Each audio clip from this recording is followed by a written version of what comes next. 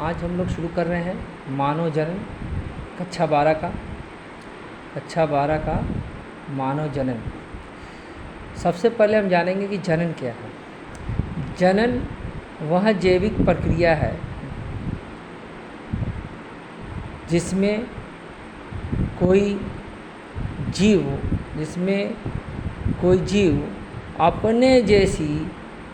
अपने जैसी संतति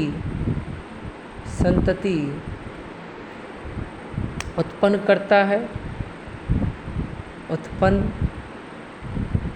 करता है और अपनी जाति की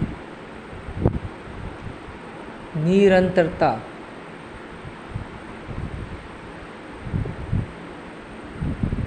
या अस्तित्व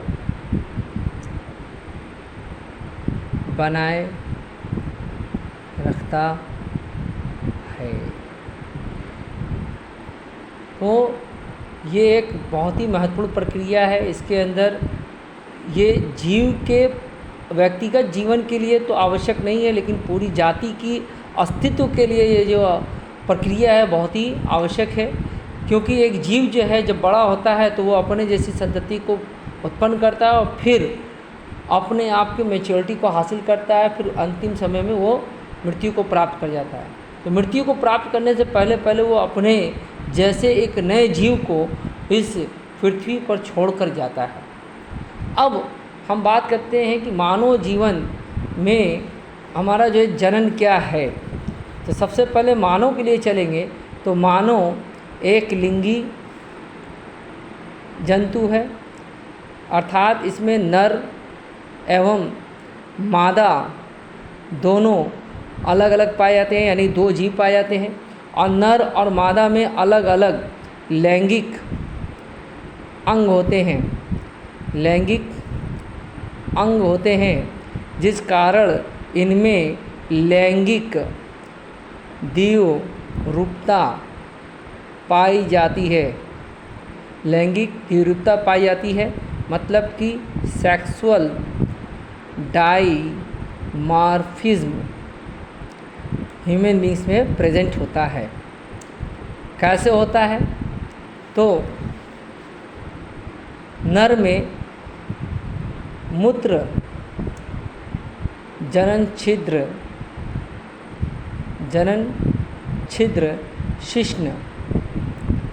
शिश्न यानी कि पेनिस पर पाया जाता है।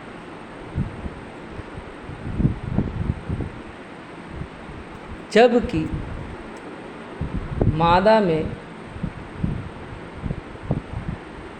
शिश्न अनुपस्थित होता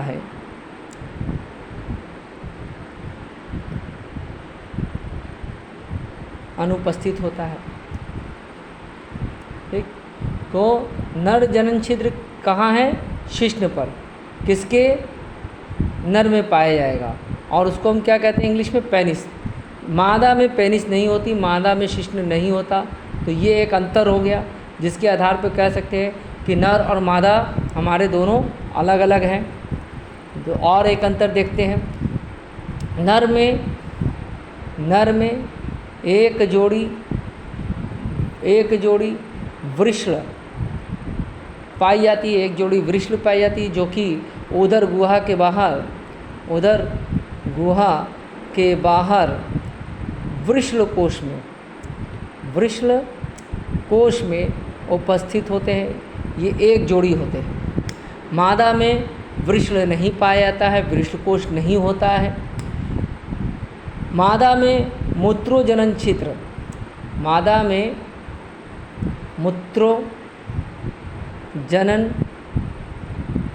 छिद्र दरार के रूप में उपस्थित होता है और इसे वल्वा कहते हैं। वल्वा हिंदी में इसको कहेंगे भग। और नर में वल्वा नहीं पाया जाता है। नर में इसकी जगह क्या पाया जाता है? शिश्न पाया जाता है। और मादा में क्या पाया जाता है? भग पाया जाता है। मादा में स्तन ग्रंथियाँ, मादा में स्तन ग्रंथियाँ विकसित होती हैं, स्तन ग्रंथियाँ विकसित होती हैं, जबकि नर में ये अविकसित होता है। तो इस आधार पे हम देखें तो मानव में नर और मादा दोनों अलग अलग होते हैं, इनमें लैंगिक द्विरूपता पाई जाती है। मादा और नर दोनों अलग अलग होते हैं, इनके अंदर हमारा ये है, ये जरायुज होते हैं। ये क्या होते हैं? जरायुज होते हैं। यानी कि जरायुज होते हैं, जरायुज का मतलब ये बच्चे पैदा करते हैं, अंडे नहीं देते हैं। इनको हम विविपोरस कहते हैं, विविपोरस कहते हैं। ठीक है। अब अगर से हम चलते हैं, चलो ठीक है भाई, लैंगिक द्विरूपता हमारी क्लियर हो गई, तो नर में और मादा में हमारे जो है जनन की कौन सी प्रक्रिया पाई जाएगी, जनन कैसे होगा, कितने चरण में होगा। तो सबसे पहले नर और मादा में हमारे युग्मक का निर्माण होगा, युग्मक का निर्माण होगा।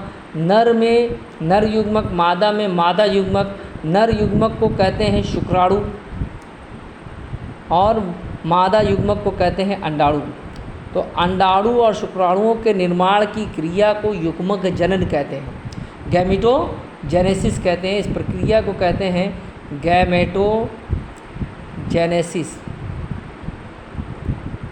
इसके बाद जो दूसरी क्रिया होती है वीर्य सेचन, वीर्य सेचन, वीर्य सेचन, इंग्लिश में कहते हैं इसको इंसेमिनेशन, इंसेमिनेशन। इसमें क्या होता है? इसमें नर अपने युग्मकों को, नर अपने युग्मकों को मादा के जनन मार्ग में, मादा के जनन मार्ग में स्थानांतरित करता है, स्थानांतरित करता है।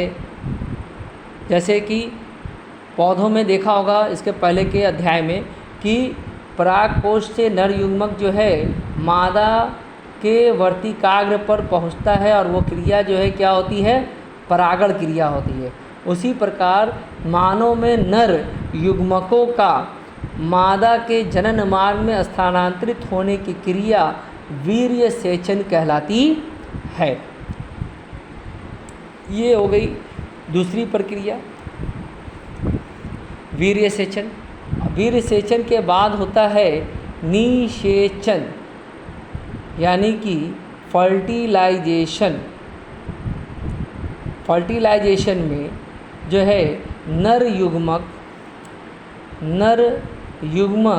मादा युग्मक से, नर युग्मक मादा युग्मक से संलयित होकर, नर युग्मक मादा युग्मक से संलयित होकर युग्मनज का निर्माण करता है, यानी कि जायगोट का निर्माण करता है। और जायगोट हमारे द्विगुणित होते हैं और नर और मादा युग्मक हमारे अगुणित होते हैं। निषेचन की क्रिया के पश्चात हमारा जो है जायगोट का निर्माण होता है। अब जो है जायगोट के निर्माण के बाद की क्रिया होती है विदलन, विदलन यानी कि क्लीवेज। क्लीवेज में क्या होगा? क्लीवेज में युग्मनज में समसूत्री विभाजन होगा। समसूत्री विभाजन द्वारा, युग्मक में समसूत्री विभाजन द्वारा मोरूला, कोकरपुटी, मोरूला कोकरपुटी, जिसको कि कहेंगे ब्लास्टोसिस्ट, ब्लास्टोसिस्ट व गैस्ट्रूला, गैस्ट्रूला में बदल जाता है, में बदल जाता है। यानी कि सबसे पहले युग्मनज बना, युग्मनज में समसूत्री विभाजन होगा, समसूत्री विभाजन से मोरूला बनेगा, मोरूला से को ब्लास्टोसिस्ट बनेगा और ब्लास्टोसिस्ट से गैस्ट्रूला का निर्माण होगा और ये प्रक्रिया हमारी कहलाएगी विदलन।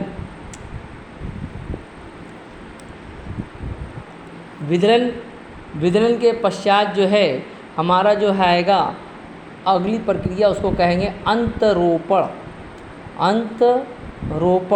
अंतरोपण यानी कि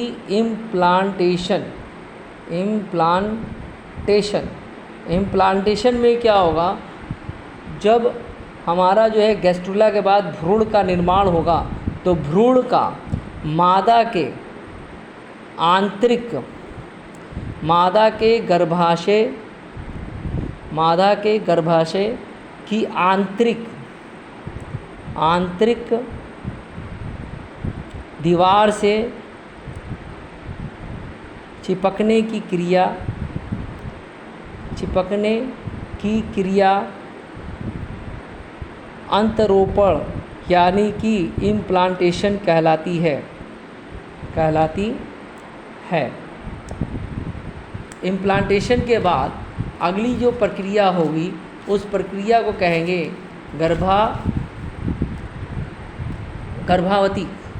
गर्भावधि यानी कि गेस्टेशन पीरियड। गर्भावधि इसको कहेंगे गेस्टेशन पीरियड। गेस्टेशन पीरियड में क्या होता है, निषेचन से शिशु के प्रसव तक की अवधि को गेस्टेशन पीरियड यानी गर्भावधि कहते हैं। मनुष्य में यह अवधि 270 दिन, लगभग 270 दिन अर्थात कि 9 माह का होता है। इसके बाद हमारी अगली प्रक्रिया आती है प्रसव का मतलब होता है पार्चुरेशन। बच्चे के जन्म की क्रिया पार्चुरेशन कहलाती है। मनुष्य में नर अपनी पूरी ज़िंदगी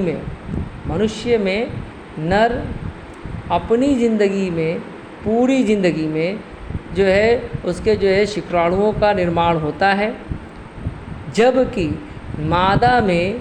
मादा में 50 वर्ष की आयु के बाद बंद हो जाता है। ये निम्बक निर्माण की क्रिया जो है मनुष्य के नर में पूरी ज़िंदगी होता है, जबकि मादा में 50 वर्ष के बाद बंद हो जाता है। अब इसके बाद अगला वीडियो हम लोग का मिलेगा नर जननांग के बारे में, यानी कि मेल रिप्रोडक्टिव सिस्टम के बारे में अगली बार हम लोग वीडियो बनाएंगे और आपके लिए सेंड करेंगे। तब तक के लिए गुड बाय।